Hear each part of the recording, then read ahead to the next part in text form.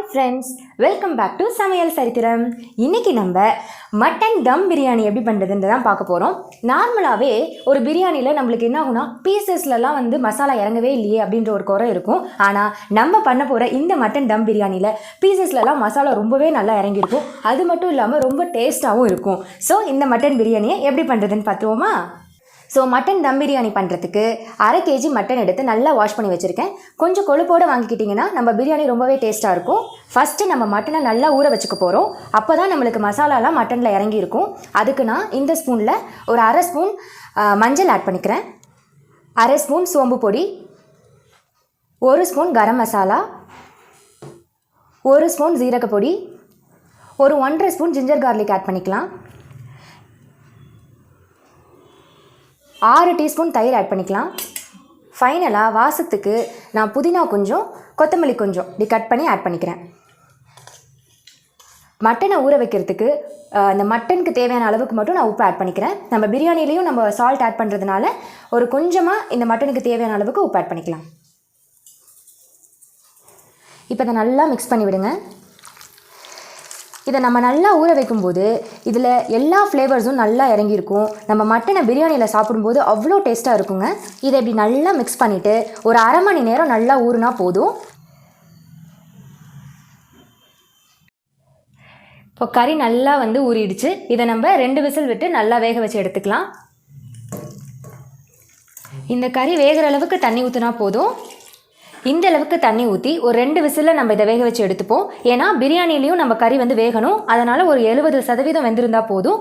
அப்புறம் இந்த தண்ணியவே நம்ம பிரியாணிக்கு குக் பண்ணும்போது நம்ம ஆட் பண்ணிக்கலாம்.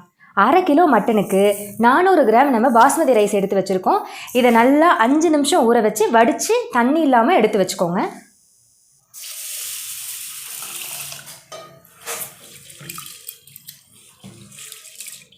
இப்போ நம்ம பிரியாணி செய்ய தேவையான பொருட்கள்லாம் பார்த்துடலாம். 4 மீடியம் சைஸ் வெங்காயத்தை அரிஞ்சு வச்சுருக்கேன், 5 தக்காளி, 7 பச்சை மிளகாய் காரத்திற்கு ஏற்ப, கொஞ்சம் கருவேப்பிலை, 1/2 லெமனு, தாளிக்கிறதுக்கு 2 மராத்தி மொக்கு, கொஞ்சம் கல்பாசி, 2 ஸ்டார் அனீஸ், பிரிஞ்சி இலை 2, 3 பட்டை, 5 கிராம்பு, 1 கைப்பிடி புதினா, 1 கைப்பிடி கொத்தமல்லி மட்டும் கொஞ்சம் அரிஞ்சு வச்சுக்கோங்க, 2 ஸ்பூன் இஞ்சி பூண்டு விழுது, 1.5 ஸ்பூன் மிளகாய்த்தூள் மட்டும் காரத்திற்கு ஏற்ப நம்ம ஆட் பண்ணிக்கலாம். 1 மூடி தேங்காய் துருவி வச்சுருக்கேன். இதை நம்ம நல்லா அரைச்சி தேங்காய் பால் எடுத்துக்க போகிறோம். தேங்காய் பால் அரைக்கும் போது நீங்கள் வெதுன்னு தண்ணி ஆட் பண்ணி அரைச்சிங்க அப்படின்னா உங்களுக்கு நல்லா திக்காக பால் கிடைக்கும், நிறையவும் பால் கிடைக்கும். 2 நிமிஷம் ஊற வச்சு அழகாக இதை நம்ம வடித்து எடுத்துக்கிட்டோம். தண்ணி இல்லாமல் இந்த மாதிரி வடித்து எடுத்துக்கோங்க. ரொம்ப நேரம் ஊற விட்டுறாதீங்க, அப்புறம் சாதம் உடஞ்சிரும். பாத்திரம் நல்லா காஞ்சதும் 50 கிராம் எண்ணெய் இதில் விட்டுக்கலாம். எண்ணெய் காஞ்சரும் பட்டை, கிராம்பு இதெல்லாம் நம்ம ஆட் பண்ணிக்கலாம்.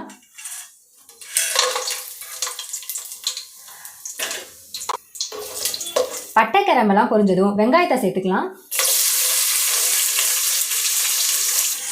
இதை நல்லா கிளறி விடுங்க.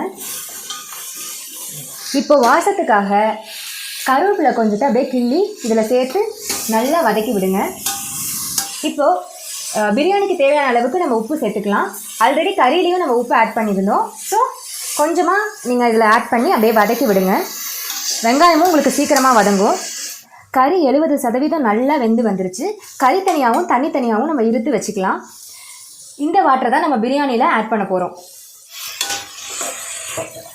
நான் அரிசியை இந்த டம்ளரில் தான் 2 டம்ளர் அளந்து எடுத்தேன், 400 கிராம் அரிசி. இப்போ இதே டம்ளரில் 1 டம்ளர் அரிசிக்கு 2 டம்ளர் தண்ணின்ற விதத்தில் நம்ம தண்ணி ஆட் பண்ண போகிறோம். ஃபஸ்ட்டு அரைச்சி வச்ச பாலில் 1 டம்ளரை நான் ஆட் பண்ணிக்கிறேன். இன்னொரு டம்ளர் பால், நம்மளுக்கு 3 டம்ளர் தேங்காய் பால் கிடச்சிருக்குது. ஸோ 3 டம்ளரையும் நான் ஆட் பண்ணிக்கிட்டேன். கறி வேக வச்ச தண்ணி 1 டம்ளர் ஆட் பண்ணுறேன். எக்ஸ்ட்ரா 1 டம்ளர் தண்ணி ஆட் பண்ணும். எனக்கு இந்த வேக வச்ச தண்ணியே இருந்ததுனால நான் அதை ஆட் பண்ணிக்கிறேன். சப்போஸ் உங்களுக்கு தண்ணி கம்மியாக இருந்துச்சுன்னா 1 டம்ளர் நீங்கள் நார்மல் வாட்டர் ஆட் பண்ணிக்கோங்க. மொத்தம் 5 டம்ளர் தண்ணி நம்ம இந்த டம்ளரில் அளந்து ஆட் பண்ணியிருக்கோம். இந்த அளவுக்கு வெங்காயம் ப்ரௌன் ஆகி வரணும். கொஞ்சம் டைம் எடுக்கும். மீடியம் டு ஹை ஃப்ளேம்லேயே வச்சு நல்லா வதக்கி எடுத்துக்கோங்க. இப்போ இந்த ஸ்டேஜில் நம்ம இஞ்சி பூண்டு பேஸ்ட்டை ஆட் பண்ணிக்க போகிறோம். இதை ஆட் பண்ணிவிட்டு பச்சை வாசனை போகிற அளவுக்கு இதை நம்ம வதக்கி எடுத்துக்க போகிறோம். வாசனைலாம் போயிடுச்சு. நறுக்கி வச்ச பச்சை மிளகாவையும் இந்த ஸ்டேஜில் ஆட் பண்ணி வதக்கி விடுங்க.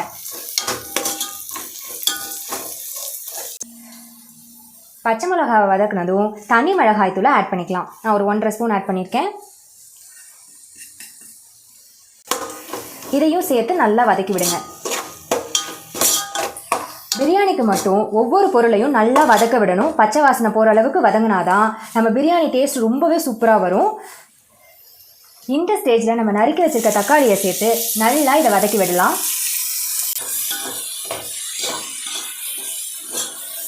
தக்காளி இந்த அளவுக்கு நல்லா வதங்கி வரணும். இன்கேஸ் வதங்கலைன்னா இப்படி குத்தி குத்தி விட்டு நல்லா வதக்கி விட்டுருங்க.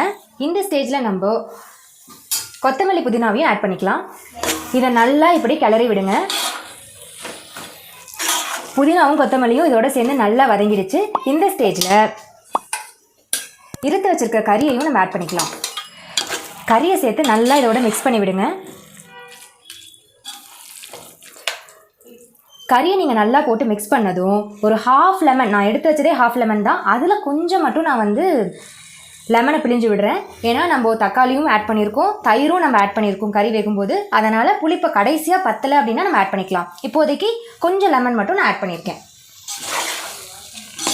இப்போ நம்ம தேங்காய் பால் அண்ட் கறி தண்ணியை இதில் ஆட் பண்ணிக்கலாம். 5 டம்ளர் தண்ணி நான் ஆட் பண்ணியிருக்கேன் இல்லையா, அதை நம்ம இதில் ஆட் பண்ணிக்கிறோம். 400 கிராம் அரிசிக்கு ஆல்ரெடி நம்ம அளந்து எடுத்து வச்சிருக்கிற தேங்காய் பால் மற்றும் அந்த கறியை வேக வச்ச தண்ணியை இதில் நம்ம சேர்த்து இப்படி நல்லா மிக்ஸ் பண்ணி விடணும். இந்த ஸ்டேஜில் உப்பையும் நீங்கள் பார்த்துட்டு தேவைப்பட்டால் கொஞ்சம் ஆட் பண்ணிக்கோங்க. இதை நல்லா ஒரு டைம் மிக்ஸ் பண்ணி விட்டுட்டு கொதிச்சு வர வரைக்கும் இதை நம்ம நல்லா குக் பண்ண விடலாம்.